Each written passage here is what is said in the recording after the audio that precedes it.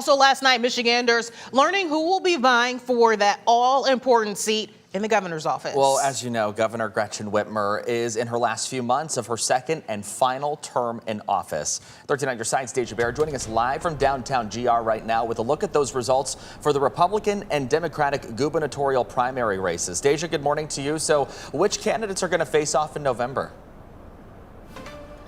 Well, Tanner, Emily, both of the primary races for governor ended up being won by wide margins. So on the Democratic side, Secretary of State Jocelyn Benson is projected to have easily earned her party's nomination for governor.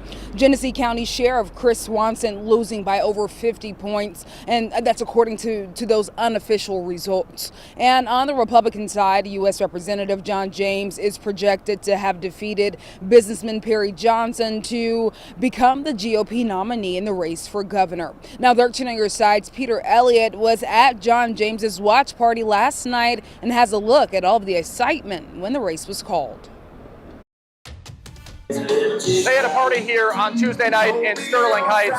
It was a good one. John James winning on his home turf here in the 10th Congressional District. The two-term congressman defeating businessman Perry Johnson with a pretty solid margin. Hoping to now move on to Lansing as he faces Jocelyn Benson on the Democratic side, already going on the offensive during his victory speech.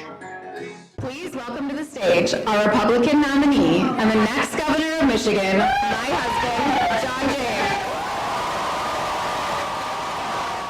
The polls predicted it. The primary is over. Now we're all together.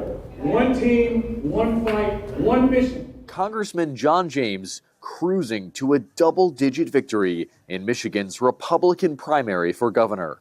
The son of a slave became a sharecropper. The son of a sharecropper became a mason. The son of a mason became a truck driver. And that son of a truck driver stands before you here tonight. In his victory speech, James didn't mention his opponent, Perry Johnson, after a campaign filled with personal attacks, instead turning his attention to the general election. This November, the choice will be clear. We offer freedom, they offer socialism. We offer change, they offer continued decline. We offer common sense, they offer crazy. Secretary of State Jocelyn Benson is the Democratic nominee, seeking a promotion of sorts in Lansing. James argues it's time for change.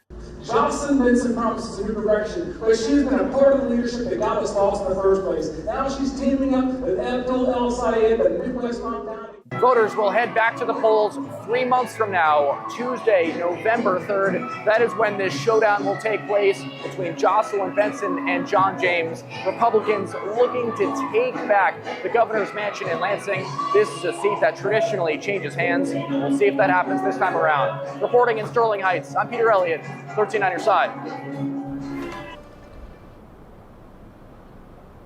Now, stick with 13 on your side this morning. Coming up here in our next half hour, we will hear from Perry Johnson from his watch party last night. Live in Grand Rapids, Deja Barrett, 13 on your side.